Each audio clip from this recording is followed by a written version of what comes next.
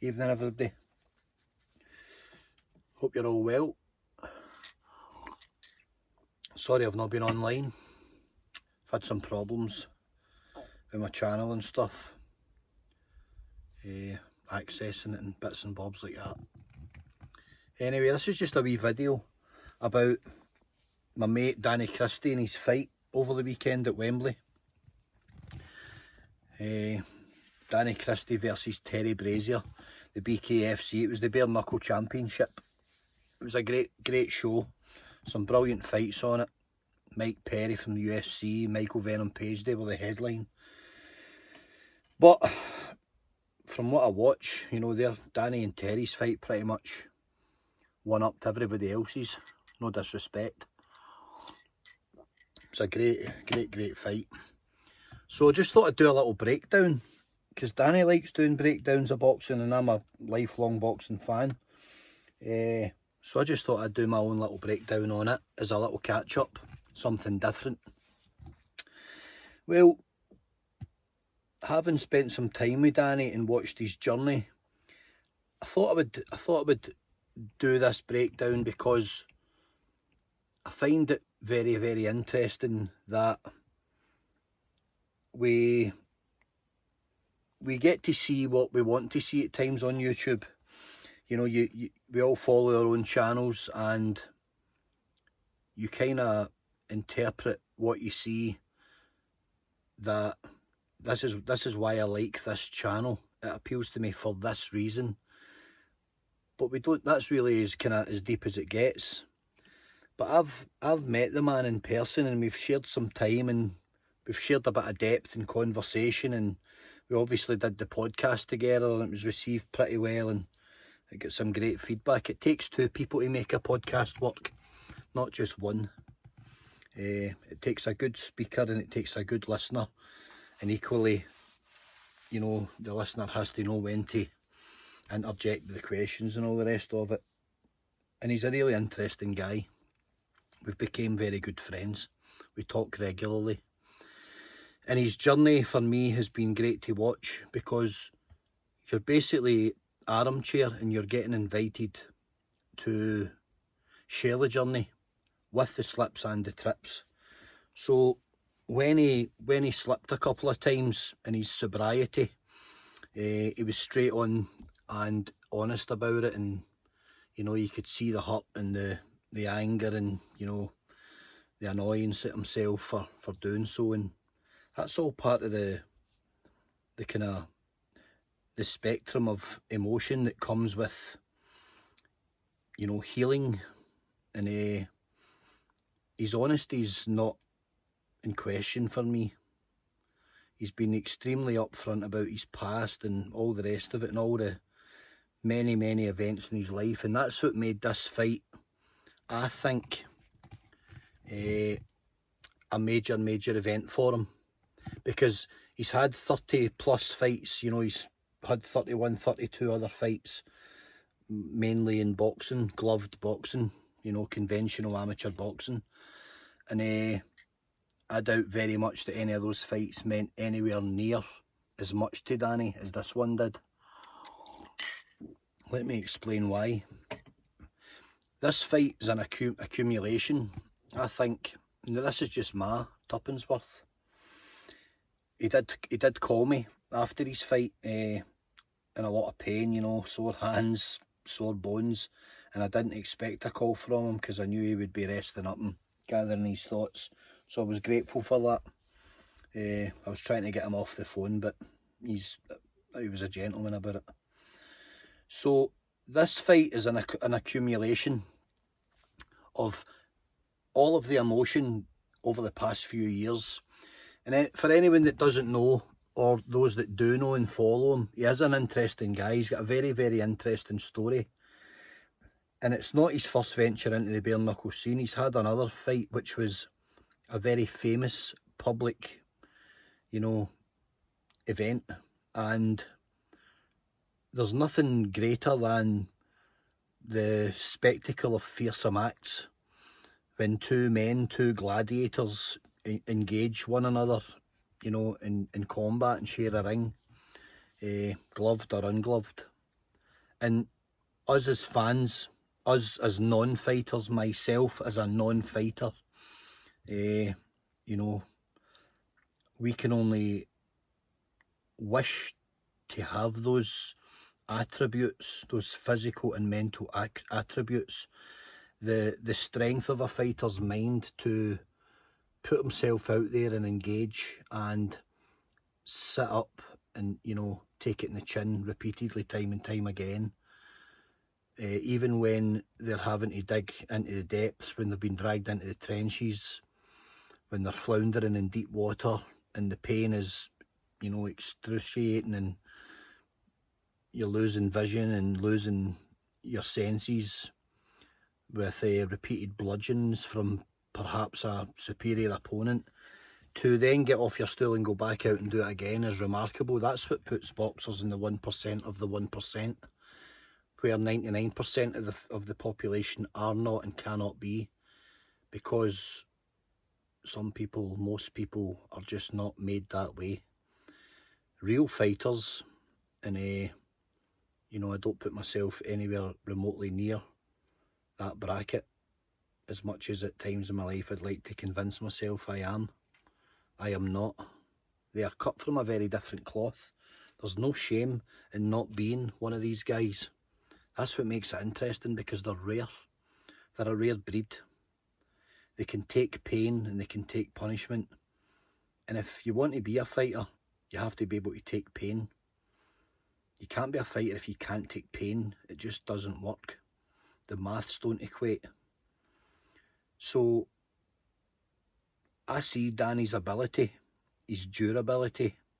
You know, when he's under duress, I see him rising up. He's done an incredible training camp. He's forfeited all sorts of temptations in order to get himself into peak physical condition for combat. And Terry Brazier's no, you know, he's no take on, he's no lightweight. And when they're introduced, they'll say that this is their first bare knuckle event. These guys are combat athletes. It's just that it's their first time on this such promotion, you know, sanctioned promotion, should we call it, but it's certainly not their first gig. So the fight itself was quite a spectacular event, you know. Danny, by his own admissions, giving Terry the first couple of rounds. When he comes into his own, is you know, it's quite a thing to witness. Those punches are bone and bone. They're clenched fists onto chins, jawbones, cheekbones, foreheads, temples, you know, shoulder blades, upper chests, torsos. They're all sorts of hard and hardship connection, bone and bone, all the feedback straight up through the metatarsals, straight up through the wrist, the forearms, the elbow, the shoulder, everything. You know, a gloved fight's a very different fight. There's a lot of padding in a 10-ounce glove, a lot of protection. So a bare knuckle event's completely different. The punch is different. The throwing, the landing, the connection, the whole thing's different. And it really is an absolute skill. And it's massively grown. And that event, that banner is one of the biggest, you know, bare knuckle banners. It's a huge promotion. So he done brilliant to get on it.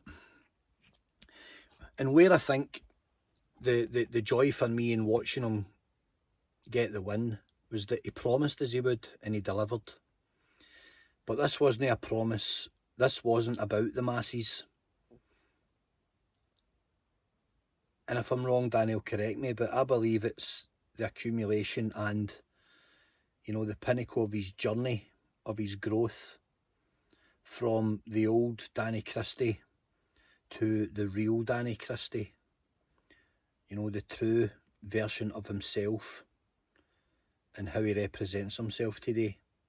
My friend, the guy I know now, who, you know, people will write things and question you. You know, if you stand for this, why do you like him because he did this a long time ago? All ridiculous. You're right, we're all adults, you know. Everybody's got a history, myself included. It's who he is today that I want to know.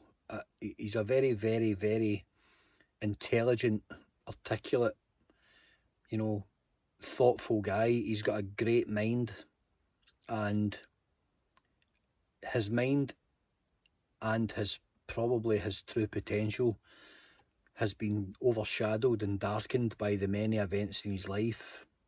Alcohol, drugs, all of those things, you know, that hold you back in life.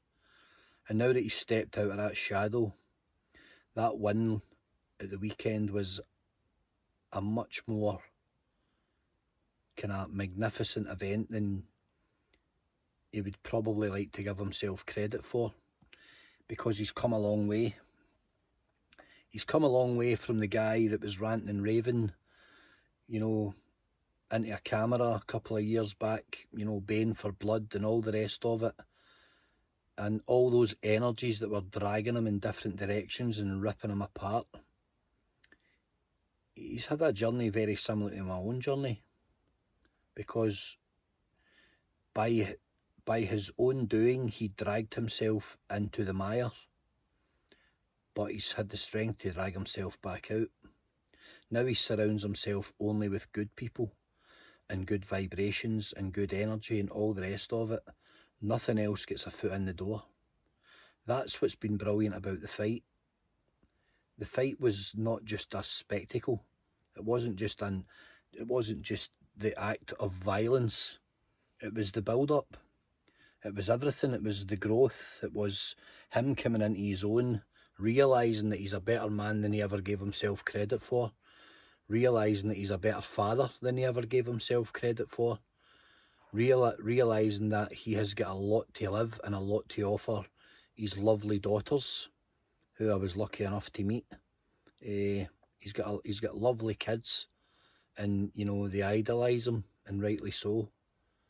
And because he's left it all behind, like he left everything in that ring, he is a guy that wears his heart on his sleeve. He doesn't turn up in, you know, glass half full. He's all in. There's no half measures with Danny Christie. He's complete in everything that he does. He gives it his all. If you watch the fight's certainly something that, if you like that game, you will enjoy watching, and you will see how much he wants it when he keeps moving forward up against a very, very durable, tough guy in Terry Brazier, who has got a real stock, you know, a real pedigree behind him. There's no time off in a fight like that. You don't get around here and there your way where you can go in the back foot and get a breather and stuff like that. You know, it's ultra violence, and it's ultra violence at the apex of the sport. It's a sporting event. It's up there with the best events. If you don't come fully prepared, you will flounder very quickly. So Danny's fitness showed, and I've been lucky enough to be in touch with him through his training camp, and I've watched him in all those early mornings. You know, he's really, really, really put the effort in. He's got an awful lot to be proud of himself for, and I just hope he knows it, because I did tell him that. But he's the type of guy that he'll pay lip service to somebody compliment him, but you know, it'll go over his head, or he'll ignore it. He's not a guy that requires pats in the back, but he's getting one for me, and he should definitely take one for himself. It was a great fight. It was a great win, but bigger than anything, it was about him growing as a man, as a human, on his very public journey, and proving to all his doubters and all his haters and all his detractors, and anyone who's not clapping for him, and anyone who wishes to drag him back the way, that they haven't got a hope in hell. Because this is the real Danny Christie, and he's here to stay. And it's an absolute pleasure knowing the guy. I was hoping to be at the fight, and things didn't work out. I will certainly be at his next fight, 100%. It'll be an absolute privilege to be there. And it does make you want to, you know, get yourself ship shape and get involved, but I think that ship sailed for me long ago. So easier to talk about it than do it. But Danny, take some credit, my man. Brilliant. It was a brilliant night, and it was a brilliant thing to watch, and you really, really deserve all the good things that's coming from it, and I hope they do. I hope you are met by the promoters with the respect you deserve, and I hope you are handsomely rewarded in any future fights that you take part in, because I know the commitment and I know the effort involved.